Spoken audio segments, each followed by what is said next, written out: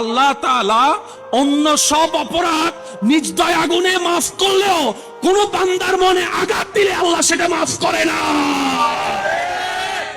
করবে না। এটা আপনার বউ হোক, এটা আপনার স্বামী হোক, এটা আপনার সন্তান হোক।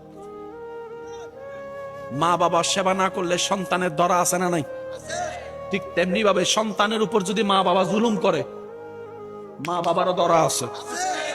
কোন মা বাবা যদি 5টা সন্তানকে 5 চোখে দেখে, যে ছেলে মেয়ে টাকা কামাবে তার ছেলে মেয়ের আদর বেশি করবে, বুকে টেনে রাখবে,